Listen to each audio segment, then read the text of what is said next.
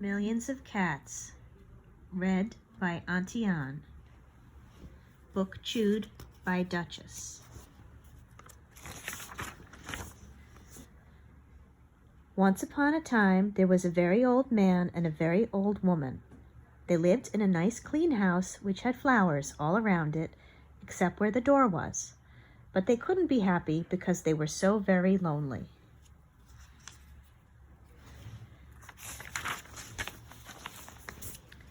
"If only we had a cat," sighed the very old woman. "A cat?" asked the very old man. "Yes, a sweet little fluffy cat," said the very old woman. "I will get you a cat, my dear," said the very old man. And he set out over the hills to look for one. He climbed over the sunny hills. He trudged through the cool valleys. He walked a long, long time, and at last he came to a hill which was quite covered with cats.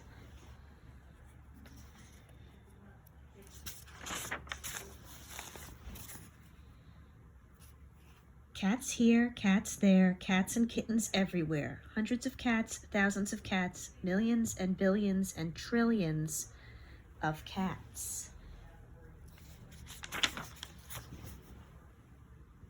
"Oh," cried the old man joyfully, "now I can choose the prettiest cat and take it home with me."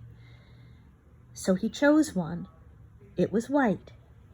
But just as he was about to leave, he saw another one all black and white, and it seemed just as pretty as the first. So he took this one also. But then he saw a fuzzy gray kitten way over here, which was every bit as pretty as the others, so he took it too. And now he saw one way down in a corner, which he thought too lovely to leave, so he took this one too. Kind of sounds like Auntie Anne. And just then, over here, the very old man found a kitten which was black and very beautiful.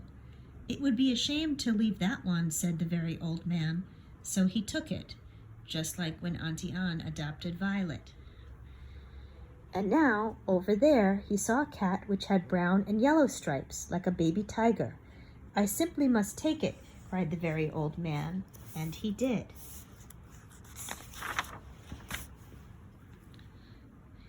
So it happened that every time the very old man looked up, he saw another cat which was so pretty he could not bear to leave it, and before he knew it, he had chosen them all.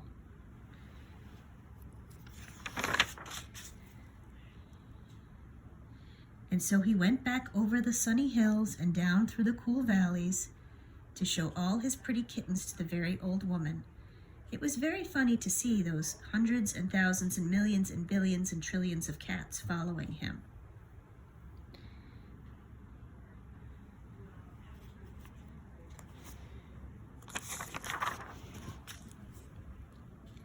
They came to a pond. "Mew, mew, we are thirsty," cried the hundreds of cats, thousands of cats, millions and billions and trillions of cats.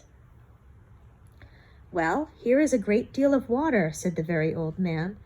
Each cat took a sip of water, and the pond was gone.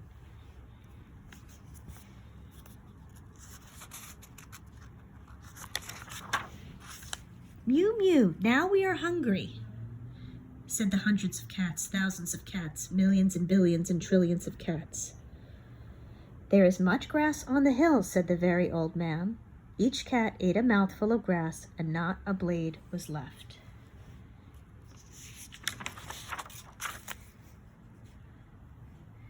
Pretty soon the very old woman saw them coming. "My dear," she cried, "what are you doing?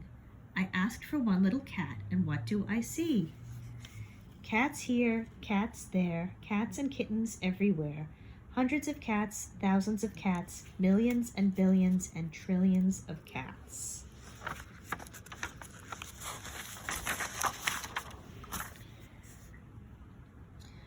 "But we can never feed them all," said the very old woman. "They will eat us out of house and home." "I never thought of that," said the very old man. "What shall we do?" The very old woman thought for a while, and then she said, "I know, we will let the cats decide which one we should keep." "Oh, yes," said the very old man, and he called to the cats, "Which of you is the prettiest?" "I am, I am, no, I am, no, I am the prettiest, I I am. No, I am, I am, I am, cried the hundreds and thousands and millions and billions and trillions of voices, for each cat thought itself the prettiest, and they began to quarrel.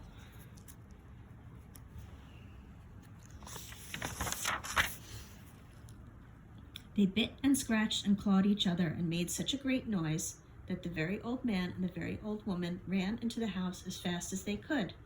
They did not like such quarreling, but after a while the noise stopped and the very old man and the very old woman peeped out of the window to see what had happened.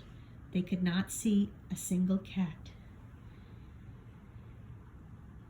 I think they must have eaten each other all up, said the very old woman. It's too bad. But look, said the very old man, and he pointed to a bunch of high grass. In it sat one little frightened kitten. They went out and picked it up. It was thin and scraggly.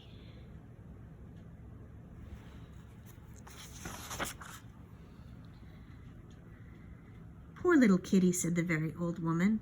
Dear little kitty, said the very old man.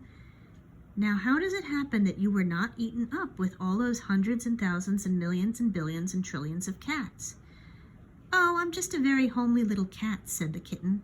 So when you asked who was the prettiest, I didn't say anything, so nobody bothered about me.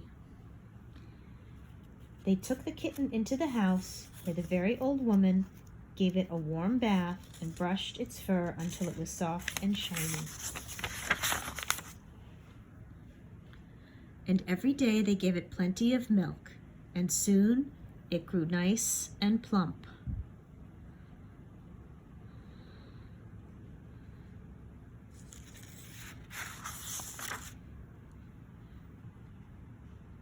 And it is a very pretty cat after all, said the very old woman. It is the most beautiful cat in the whole world, said the very old man. I ought to know, for I've seen hundreds of cats, thousands of cats, millions and billions and trillions of cats, and not one was as pretty as this one. The end.